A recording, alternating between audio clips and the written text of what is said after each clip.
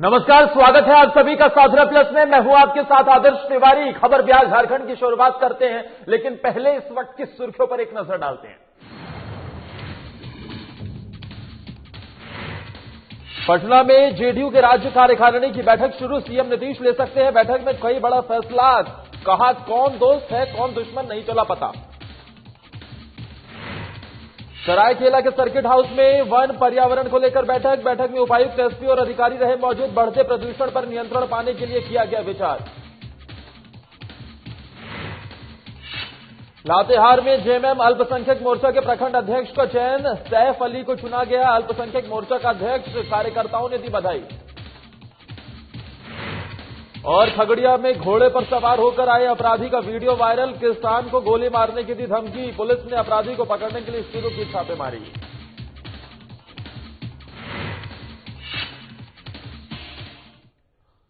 चलिए शुरुआत करते हैं बुलेटिन की। जेडीयू की राज्य कार्यकारिणी की बैठक शुरू हो गई है। इस बैठक पर सबकी नजरें टिकी हुई हैं। राष्ट्रीय कार्यकारिणी में फेरबदल कर सबको चौंकाने वाले नीतीश कुमार राज्य कार्यकारिणी की बैठक में कोई बड़ा फैसला ले सकते हैं। वहीं बैठक में मुख्यमंत्री नीतीश कुमार और पार्टी के राष्ट्रीय अध्यक्ष आरसीपी सिंह शामिल हैं। जेडीयू की राज्य कार्यकारिणी में लगभग 300 सदस्य हैं। सूत्रों की माने तो राज्य कार्यकारिणी में बदलाव भी किए जा सकते हैं। वहीं घात करने वाले पार्टी नेताओं की पहचान कर उन पर कार्रवाई हो सकती है।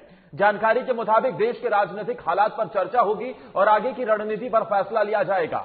सूत्रों का कहना है कि राज्य सरकार ने अब 7 निश्चय पार्ट 2 के बिंदुओं पर काम शुरू कर दिया है, जिसे लेकर जेडीयू की प्रदेश कार्यकारिणी में भी चर्चा होगी।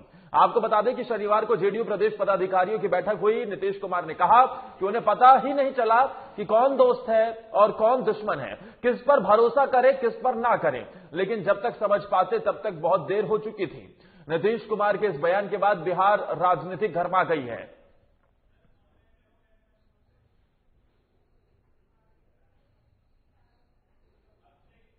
और हमारे साथ पटना से हमारे वरिष्ठ संवाददाता अभिषेक सिंह फोन लाइन पर जुड़ गए। अभिषेक, सबसे पहले तो इसी बयान को लेकर जानना चाहेंगे कि जो नीतीश कुमार ने बयान दिया है कि कौन दोस्त है कौन दुश्मन है, ये पता ही नहीं चला, जब तक पता चला तब तक हाथ से चीजें निकल चुकी थी।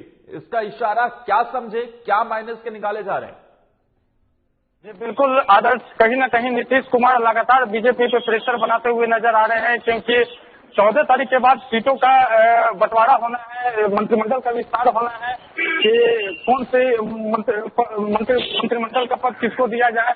तो नीतीश चाहते हैं कि 50-50 का रेशियो हो। 50% अगर जेडीयू के कोटे में जाता है मंत्रिमंडल का सीट, तो 50% बीजेपी के कोटे में रहे। नहीं, तो इसके पहले वो लगातार बीजेपी समझें कि जो पार्टी के अंदर हमने देखा कि जेडीयू को काफी नुकसान सीटों के हुआ, उसकी वजह से भी पिछले कई दिनों से हम देख रहे हैं कि पार्टी के अंदर ही घात लगाकर जो नेता बैठे थे उन पर कार्रवाई भी शुरू हो गई है। तो क्या अब उन नेताओं को समझे जिसकी वजह से सीटें उनकी कम हुई है, या फिर जो बयान कल हमने देखा था कि जेडीयू की तरफ से दिया गया था, बोगा सिंह जो उनके नेता उनकी तरफ से जो दिया गया था कि बीजेपी की वजह से हमें सीटों का नुकसान हुआ है? जी बिल्कुल, कल प्रदेश पदाधिकारियों की बैठक हुई। इसमें साफ तौर पे जितने भी जेडीयू के नेता हैं जो शामिल हुए थे, उन्होंने चुनाव की जो समीक्षा को लेके जब बात छिड़ी तो डायरेक्ट रूप से वो बीजेपी पे निशाना साधते हुए नजर आए। बीजेपी को इसके लिए दोषी ठहराया कि बीजेपी के कारण ही जेडीयू की हार हुई है। उसके बाद नीतीश कुमार का संबोधन हुआ। नीतीश कुमार ने अपने कार्यकर्ताओं को साफ तौर पे कहा कि कौन दोस्त है कौन दुश्मन है, जब तक हम समझ पाते तब तक बहुत देर हो चुकी थी। तो कहीं ना कहीं बीजेपी पे लगातार जेडीयू की ओर से प्रेशर बनाया जा रहा है, क्योंकि 14 तारीख के बाद सीटों का डिवीजन बंटवारा होना है और उसके लिए पहले से ही जो जेडीयू के जो नेता हैं वो प्रेशर पॉलिटिक्स बनाए हुए हैं। कहीं न कहीं जो बीजेपी है अधिक मंत्रिमंडल के अधिक सीटों का डिमांड न करे। और आज बैठक शुरू हो गई है, प्रदेश कार्यकारिणी और कार्य परिषद की बैठक हो रही है। बैठक में ऐसा अनुमान लगाया जाता है कि बहुत सारे बदलाव किए जा सकते हैं पार्टी में। जो प्रदेश अध्यक्ष है उनको भी बदला जा सकता है। रामसेवक सिंह को प्रदेश अध्यक्ष बनाया जा सकता है। अभी बैठक चल रही है। बैठक के बाद प्रेस कॉन्फ्रेंस के माध्यम से जेडीयू के जो नेता हैं वो मीडिया को संबोधित करेंगे और क्या क्या बदलाव हुआ है, किस स्तर पे बदलाव हुआ है, इसकी जानकारी देंगे। ऐसा बताया जा रहा है कि जो चुनाव कितने मंत्री पद किसके कोटे में जाते हैं, बल्कि नजर तो इस पर भी रहेगी कि आखिर मुख्यमंत्री पद किसके कोटे में जाते हैं। जी बिल्कुल, इन सभी चीजों पर चर्चा हो रही है, क्योंकि आप देखेंगे कि जब से मंत्रिमंडल सरकार की गठन हुई है तब से मंत्रिमंडल का विस्तार नहीं हुआ है। मात्र 14 मंत्री ही अभी हैं और एक मंत्रियों के कोटे में तो 5-5 मंत्रालय हैं। ऐसे में विपक्ष भी लगातार दबाव बना रहा है कि मंत्रिमंडल का विस्तार हो, और ये सबसे बड़ी चुनौती है मौजूदा सरकार के लिए कि मंत्रिमंडल का विस्तार हो, क्योंकि जेडीयू चाहती है कि जो अहम पद है, जो अहम मंत्रालय है, वो हमारे कोटे में रहे, जबकि बीजेपी लगातार आप देखेंगे कि 2 डिप्टी सीएम रख दिया गया। पहली बार बिहार के इतिहास में हुआ था कि बीजेपी की ओर से 2 डिप्टी सीएम को बैठाया गया है। बिल्कुल, तो कंटिन्यू प्रेशर बनाने की कोशिश है। प्रेशर पॉलिटिक्स का सिलसिला लगातार जारी है और यही बिहार में देखने को मिल रहा है। जेडीयू की राज्य कार्यकारिणी की जो बैठक होती हुई नजर आ रही है, उसमें भी अभिषेक बता रहे हैं कि कहीं ना कहीं प्रेशर पॉलिटिक्स की चीजें होती हुई दिखाई दे रही है। हालांकि आने वाले दिनों में मंत्रालय को लेकर किस तरीके की चीजें और निकलकर सामने आती है, देखना दिलचस्प होगा। लेकिन अभिषेक, आप लगातार नजर बनाए रखिएगा। फिलहाल के लिए बहुत बहुत शुक्रिया। आगे बढ़ते हुए बात मुजफ्फरपुर की करते हैं, जहां के खरौना में एक निजी टिश्यू कल्चर लैब के कार्यक्रम में केंद्रीय पशुपालन और मत्स्य विभाग के मंत्री गिरिराज सिंह पहुंचे और केंद्र सरकार की कोरोना काल में किए गए काम की सराहना की। कहा कि विपक्ष को हर चीज में सिर्फ सियासत की नजर आती है। देश के सियासी दल को कोरोना वैक्सीन में भी राजनीति नजर आ रही है, जो इस देश का दुर्भाग्य है। देश के विज्ञान और अनुसंधान का जहां पूरी दुनिया लोहा मान रही है, तो वही विपक्ष इस पर भी सियासत कर रहा है। केंद्रीय मंत्री गिरिराज सिंह ने कहा कि जहां देश की सेना सर्जिकल स्ट्राइक कर देश की शान को बढ़ाती है, तो कुछ लोगों को तकलीफ होती है। वहीं देश के हर क्षेत्र में मोदी सरकार के बेहतर काम की दिशा ही नहीं, बल्कि इसी की वजह से देश और दुनिया में मोदी सरकार की सराहना होती है, तो भी इन्हें तकलीफ होती है। कोरोना की दवाई के साथ कोरोना पर बेस्ट मैनेजमेंट की दुनिया में प्रशंसा की जा रही है, तो अब कुछ राजनीतिक नेता समाज में भ्रम का बाजार खड़ा कर रहे हैं।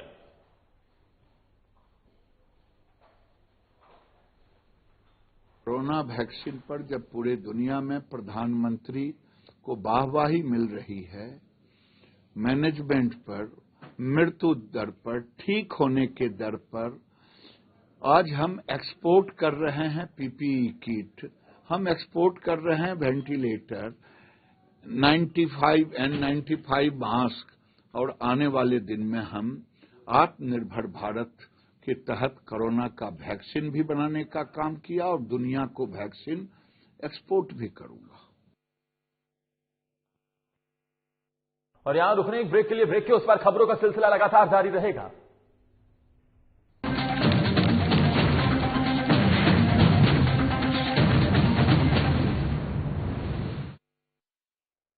मैं हेमंत सोरेन सत्यनिष्ठा से प्रतिज्ञान करता हूं कि मैं विधि द्वारा स्थापित भारत के संविधान के प्रति सच्ची श्रद्धा और निष्ठा रखूंगा। शपथ ग्रहण के कुछ घंटे बाद ही मंत्रिपरिषद की बैठक, और जिस पत्थलगड़ी ने राज्य को अशांत कर रखा था, उसका समाधान हुआ। हजारों ग्रामीणों पर दर्ज प्राथमिकी वापस लेने का आदेश जारी। महिलाओं के खिलाफ हुए अपराध की त्वरित सुनवाई के लिए 22 फास्ट ट्रैक कोर्ट के गठन को मंजूरी। गरीबों के असाध्य रोगों के बेहतर इलाज हेतु 5 लाख तक की सरकारी मदद को अमली जामा पहनाया गया। जरूरतमंदों को भोजन उपलब्ध कराने के लिए 6595 मुख्यमंत्री दीदी किचन, मुख्यमंत्री विशेष किचन, 1300 दाल भात केंद्र, राज्य भर के अस्पतालों में isolation ward, Covid ward, oxygen युक्त बेड, आईसीयू, वेंटिलेटर और संक्रमण के जांच की व्यवस्था हुई। अब जरूरत थी प्रवासी श्रमिकों को वापस लाने की। देश में सबसे पहले यहीं से पहल हुई और 484 श्रमिक एयरलिफ्ट 8.50 लाख श्रमिक भाइयों को श्रमिक स्पेशल ट्रेन से वापस लाया गया। 25 करोड़ मानव दिवस का सृजन एवं 20,000 करोड़ पारिश्रमिक देने के लक्ष्य के साथ योजना लागू की गई। श्रमिकों की मेहनत को सम्मान प्राप्ति के लिए बीआरओ से एमओयू हुआ और देश की सीमा पर सड़क निर्माण में संलग्न हुए। झारखंड की भावना को प्रतिबिंबित करने वाले राज्य के नए प्रतीक चिन्ह का अनावरण हुआ। महिला सशक्तिकरण की दिशा में फूलो झानो आशीर्वाद योजना के जरिए शराब हड़िया के निर्माण और बिक्री में शामिल महिलाएं अपने जीवन में बदलाव की प्रेरक कहानियां कर रही हैं। 26,000 सखी मंडल की बहनों को बैंक लिंकेज के माध्यम से 370 करोड़ एवं 111 कुशल नर्स को देश के बड़े अस्पतालों में नियुक्त किया गया। इस कड़ी को और सशक्त करते हुए 22 युवतियों को कपड़ा उद्योग में नौकरी दी गई। खेल के क्षेत्र में विश्व भर में परचम लहराने वाले झारखंड को 20 साल बाद 24 जिला खेल पदाधिकारी मिले, उनकी नियुक्ति सुनिश्चित हुई।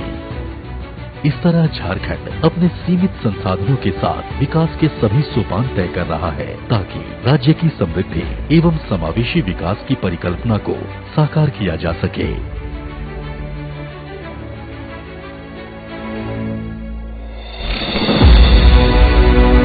आइए साथ चलें, नए झारखंड की राह चलें।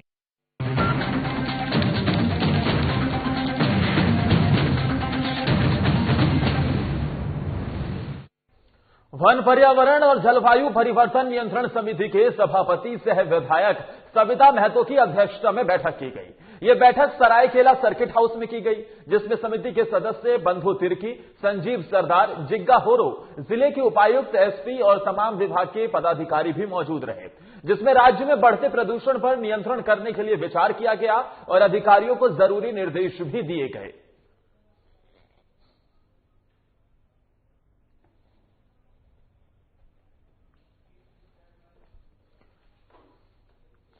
जेएमएम अल्पसंख्यक प्रकोष्ठ के अध्यक्ष वारिश अंसारी ने प्रखंड अध्यक्ष उन्हें चुना गया है। आपको बता दें कि जेएमएम अल्पसंख्यक मोर्चा महुआ डांड प्रखंड समिति के प्रखंड अध्यक्ष के रूप में मोहम्मद सैफ अली को मनोनीत किया गया, जिनका प्रमाण पत्र जेएमएम के युवा जिला उपाध्यक्ष परवेज आलम ने दिया है। मोहम्मद सैफ को अल्पसंख्यक प्रकोष्ठ के प्रखंड अध्यक्ष बनाने पर प्रखंड के कार्यकर्ताओं ने बधाई दी है।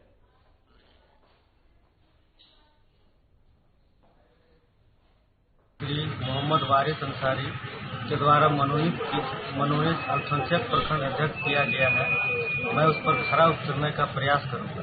जो पार्टी के द्वारा कार्य सौंपा जाएगा उस कार्य का निर्वहन ईमानदारी पूर्वक करने का प्रयास करूंगा। इस कार्य के लिए जिला अध्यक्ष महोदय साधुवाद के पात्र हैं।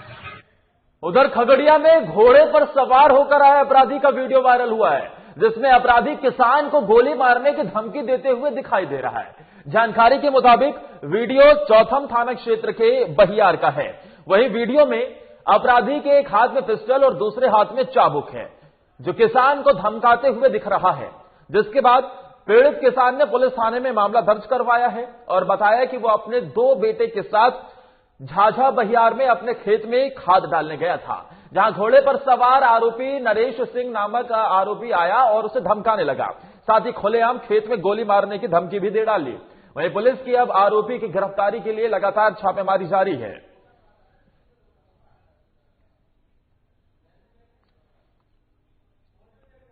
बात का अब कोई बात ये नहीं हो बोले बहुत जागो पता लगा कब हमरा कोरा थे 100 कोरा मारी हमें कोरा तो अच्छे शब्द बोलबो ने कबे कि हमरा नरेश बाबू मार ले हम बोले कि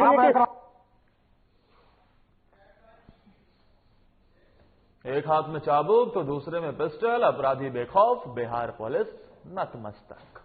नवादा पुलिस को गश्ती के समय NH 31 के पास 25 साल के युवक का शव मिला है, जिसे पुलिस ने पोस्टमार्टम के लिए सदर अस्पताल भेज दिया है और शव की पहचान अब की जा रही है।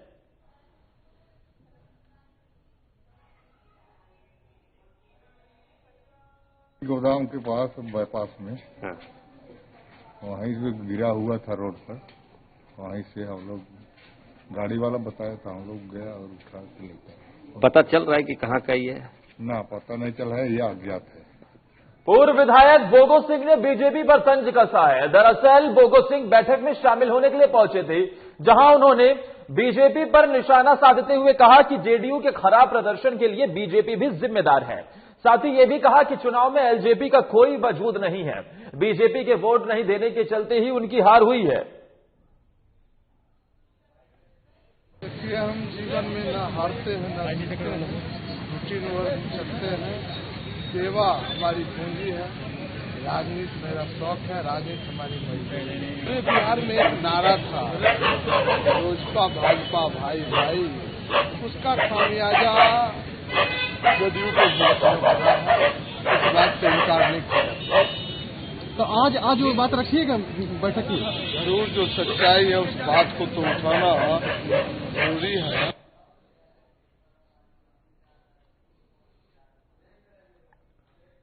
और वक्त एक और ब्रेक का हो चला है।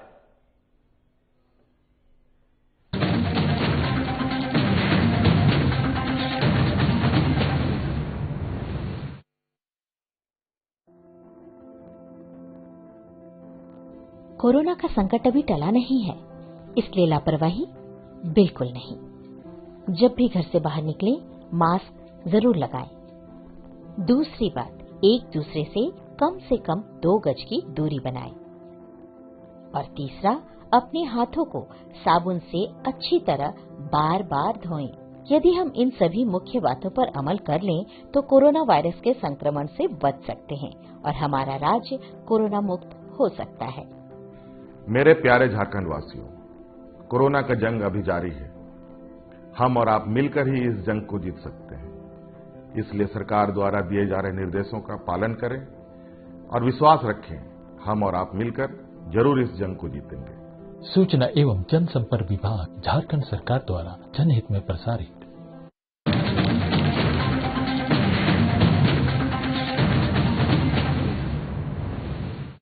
मुख्यमंत्री नीतीश कुमार जेडीयू ऑफिस पहुंचे थे, जहां मुख्यमंत्री रविवार यानी आज होने वाली राज्य कार्यकारिणी की बैठक से पहले उन्होंने कल नेताओं से चर्चा की। बता दें कि आज जो राज्य कार्यकारिणी की बैठक चल रही है और साथ ही राज्य परिषद की संयुक्त बैठक जो चल रही है, उसमें संगठन में बड़े बदलाव के फैसले होते हुए दिखाई देंगे।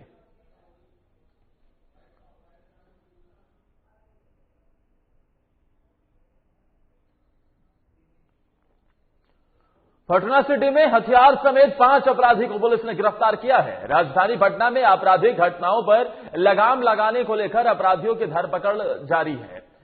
इसी क्रम में पटना सिटी के आलमगंज थाने के पुलिस ने हथियार समेत 5 अपराधियों को गिरफ्तार किया है। जहां आलमगंज थाना अध्यक्ष सुधीर कुमार ने बताया कि आरफाबाद कॉलोनी नहर इलाके से 2 अपराधियों को लोडेड देसी कट्टा और कारतूस के साथ गिरफ्तार किया गया है। गिरफ्तार अपराधी मनोज कुमार और छोटू कुमार पहले भी लूटपाट की घटना में जेल जा चुके हैं। वहीं लड्डू अखाड़ा गैस गोदाम के पास एक बाइक पर 3 बदमाशों ने एक युवक से मोबाइल छीनकर वो भाग रहे थे, जहां मौके पर तैनात क्विक मोबाइल के जवानों ने पीछा कर एनएमसीएच के पास से उन्हें गिरफ्तार कर लिया है। आपको ये बता दें कि गिरफ्तार बदमाशों की पहचान शुभम कुमार के रूप में, बिक्कू कुमार और मोहम्मद आमिर के रूप में की गई है। फिलहाल सभी 5 अपराधियों से पूछताछ जारी है और सभी को न्यायिक हिरासत में भी भेज दिया गया है।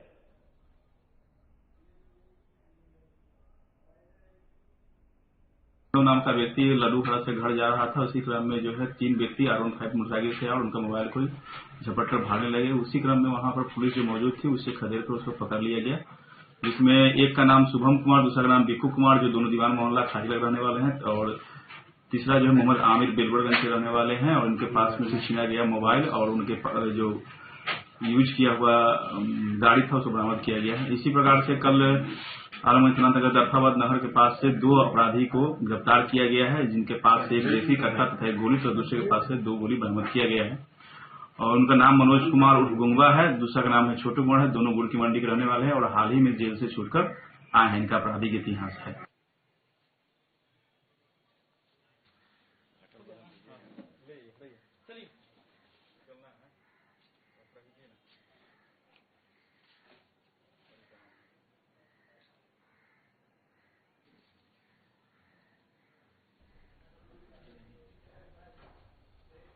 मुजफ्फरपुर में आयोजित राज्य स्तरीय जूनियर महिला कबड्डी प्रतियोगिता में शामिल होने को लेकर सीतामढ़ी से टीम रवाना हो गई है। सीतामढ़ी की डीएम अभिलेषा कुमारी शर्मा ने टीम को हरी झंडी दिखाकर रवाना किया है। मुजफ्फरपुर में आयोजित इस प्रतियोगिता में बिहार के कुल 10 टीमें हिस्सा ले रही हैं। फाइनल विजेताओं की टीम का मैच पटना में आयोजित किया जाएगा। कोरोना महामारी को लेकर पिछले 1 साल से खेल प्रतियोगिताओं पर विराम चिन्ह लग गया हुआ था, लेकिन सरकार के दिशा निर्देश के बाद कोरोना के तहत कुछ गाइडलाइन को फॉलो करते हुए प्रतियोगिताओं का आयोजन करवाया जा रहा है। डीएम अभिलाषा कुमारी शर्मा ने रवाना की गई टीम को शुभकामनाएं दी। उन्होंने कहा कि सीतामढ़ी जिला कबड्डी के क्षेत्र में बेहतर करता हुआ नजर आया है। यहां कई महिला खिलाड़ियों को खेल में बेहतर प्रदर्शन करने को लेकर सरकार ने पुरस्कृत भी किया है और इतना ही नहीं, उन्हें सरकारी सेवा में भी काम करने का अवसर मिला है।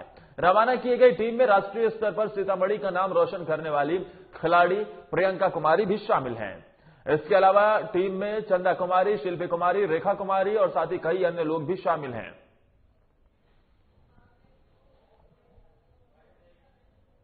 सीतामढ़ी जिले से जूनियर राज्य स्तरीय जोनल टीम कबड्डी के लिए रवाना की जा रही है। ये सभी मुजफ्फरपुर जा रहे हैं, जहां इनका खेल का आयोजन होगा। हम सभी की शुभकामनाएं इनके साथ है। ये सभी सीतामढ़ी का नाम रोशन करें और आगे राज्य स्तरीय टूर्नामेंट में भी हिस्सा लें। गंगा नदी की स्वच्छता के प्रति लोगों को जागरूक करने के लिए देश के उत्तर प्रदेश से ये शुरू की गई अतुल गंगा पदयात्रा की 25 सदस्यीय टीम खगड़िया पहुंची है, जहां परबत्ता प्रखंड के कुल्हड़िया के भानु पोताए हाई स्कूल पहुंचकर स्कूली बच्चों के साथ संवाद किया गया। साथ ही बच्चों को गंगा स्वच्छता और अपने मिशन के बारे में जानकारी दी गई। साथ ही स्कूली बच्चों से गंगा की स्वच्छता पर फीडबैक भी लिया गया। इससे पहले टीम के बेसौनी गांव पहुंचने पर लोगों ने फूल मालाओं से स्वागत किया। बता दें कि इस टीम में भारत के कई प्रदेशों के सेना से रिटायर ऑफिसर, किसान, वरिष्ठ पत्रकार, साथ ही कई सामाजिक संगठनों से जुड़े लोग शामिल हैं। मौके पर गुजरात के रहने वाले हिरेन पटेल ने बताया कि सरकार जीवनदायिनी गंगा को बचाने के लिए कई अभियान चला रही है, लेकिन आम लोगों को इस काम में हाथ बटाने और आगे आने की जरूरत है। इसी उद्देश्य को लेकर उनकी टीम प्रयागराज से गंगा सागर तक की यात्रा पर निकली है। वहीं ये लोग इस दौरान देश की सांस्कृतिक धरोहर और जीवनदायिनी गंगा को स्वच्छ और निर्मल रखने की अपील लोगों से करते दिखाई दे रहे हैं।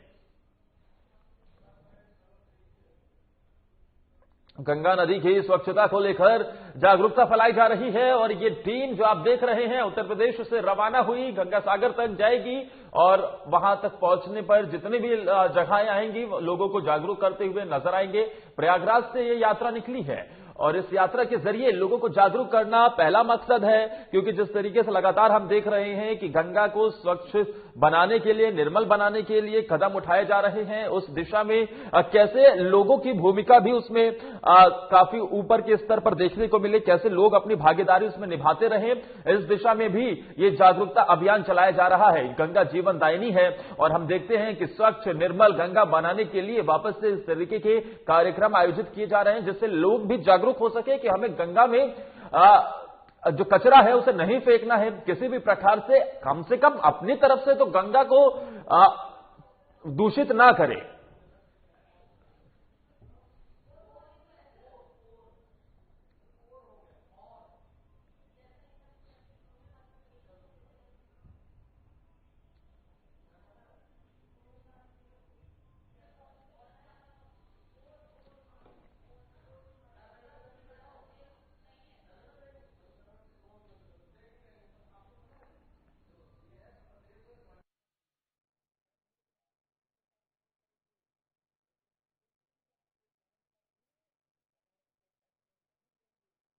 और लगातार जो हम देख रहे हैं कि झारखंड में एक के बाद एक दुष्कर्म की वारदात बढ़ रही है और उसी को लेकर बीजेपी भी लामबंद नजर आ रही है। बीजेपी लगातार हेमंत सरकार के खिलाफ मोर्चा खोले हुए है। इस दिशा में एक बार फिर से बीजेपी लामबंद हुई है और प्रदेश में बढ़ते दुष्कर्म के मामले को लेकर बीजेपी एकजुटता दिखाते हुए और मांझी मामले में सीबीआई जांच की मांग की गई है।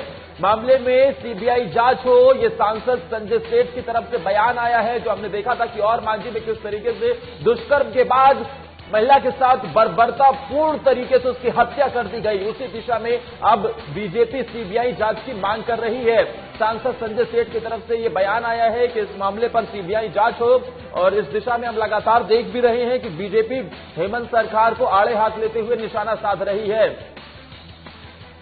लेकिन इस बीच बीजेपी की सीबीआई जांच की मांग, हमारे साथ नवीन शर्मा हमारे रांची वरिष्ठ संवाददाता फोन लाइन पर है। नवीन, बीजेपी की अब इस पूरे मसले पर सीबीआई जांच की मांग। दरअसल आज सांसद थे और जो बीजेपी के वरिष्ठ नेता सीपी सिंह ने जो है मुख्य रूप से सीबीआई जांच की मांग की है। जिस तरीके से प्रदेश में लगातार दुष्कर्म के मामले बढ़ रहे हैं और आपने देखा होगा कि लगातार पिछले 4-5 दिनों से पूरे प्रदेश भर में बीजेपी कहीं न कहीं आंदोलन में जुटी हुई है। महिला जो विंग है बीजेपी का वो 3-4 दिनों से राजभवन के समक्ष जो है लगातार धरना प्रदर्शन कर रही है और ऐसे में अब सीबीआई जांच की मांग की गई है। हालांकि जब सीपी सिंह से बातचीत हुई तो उन्होंने कहा कि हम सीबीआई जांच की मांग तो कर रहे हैं, पर राज्य सरकार ने किसी भी तरह का सीबीआई जांच राज्य में कराने से मना कर दिया था। तो मुझे नहीं लगता है कि राज्य सरकार सीबीआई जांच कराएगी, लेकिन जहां पर सरकार पूरी तरह से फेल नजर आ रही है, खास करके महिला के खिलाफ जो हो रहे हैं घटनाओं को लेकर के, दुष्कर्म को लेकर के सरकार फेल है। अभी कल भी जो है आपने देखा होगा कि राज्य में जो है दुष्कर्म के मामले सामने आए हैं। तो इस तरह से लगातार प्रदेश में हाल के समय में कई अमूमन रोज ही एक दुष्कर्म के मामले सामने आ रहे हैं। ऐसे में लगातार सरकार पर सवाल उठ रहे हैं। लेकिन ओरमाझी मामले की अगर बात की जाए तो अभी तक जो है जो सिरकटा 100 जो जिस युवती का मिला था उसमें कोई भी लीड पुलिस को नहीं मिल पाई है।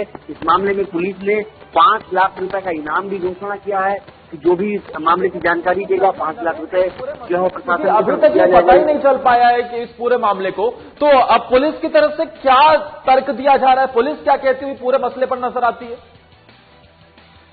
पुलिस लगातार कह रही है कि हम छानबीन में लगे हुए हैं, जांच में लगे हैं। दूसरे स्टेट जो है उसमें भी कोशिश की जा रही है, लेकिन अभी तक ऐसी युवती का कोई भी गुमशुदगी का भी रिपोर्ट आसपास के थाने में या फिर स्टेट में ये लोग पता कर रहे हैं। लेकिन जो सिर जो युवती का है, जो आधा धड़ था, लेकिन सिर अभी तक नहीं मिला है। आसपास भी है, पूरा लीड लेकर के पुलिस खोजने की कोशिश कर रही है, लेकिन अभी तक जो है उस लड़की का सर नहीं मिला है। तो ऐसे में अब जांच के आधार क्या होंगे, बिंदु क्या होंगे? हालांकि बीजेपी अब इन सब के बीच कहीं न कहीं सीबीआई जांच की मांग कर दी है। राज्य सरकार भेजेगी सीबीआई के पास इस केस को? देखिए, अब सबसे बड़ी बात है राज्य सरकार के ऊपर डिपेंड करता है कि राज्य सरकार इस मसले पर क्या फैसला लेगी। लेकिन कहीं न कहीं ये कह सकते हैं कि बीजेपी अब इस पूरे मामले पर सरकार को अब कहीं से भी जो है पूरी तरह से सरकार को घेरने में जुट गई है। सीबीआई जांच नवीन तमाम जानकारी देने के लिए इस पूरे मसले पर हम लगातार देख रहे हैं कि बीजेपी राज्य सरकार के खिलाफ हल्ला बोले हुए है। हेमंत सरकार की मुश्किलें बढ़ती हुई इस पूरे मसले पर नजर आ रही है, क्योंकि और मांझी में जिस तरीके से एक महिला के साथ दुष्कर्म हुआ और बर्बरतापूर्ण तरीके से उस महिला का सर काट दिया गया और उसके बाद अभी तक सर उसका बरामद नहीं हुआ। हैरान कर देती है ऐसी खबरें। और आखिर पुलिस के हाथ अभी तक खाली क्यों है, ये सवाल लगातार विपक्ष पूछ रहा है। अब इस पर पूरे मसले पर सीबीआई जांच की मांग देखना दिलचस्प होगा कि क्या राज्य सरकार इसे सीबीआई के पास केस भेजती है या फिर विपक्ष की इस मांग को यहीं तक सीमित रखा जाएगा। इसी के साथ इस बुलेटिन में फिलहाल के लिए इतना ही।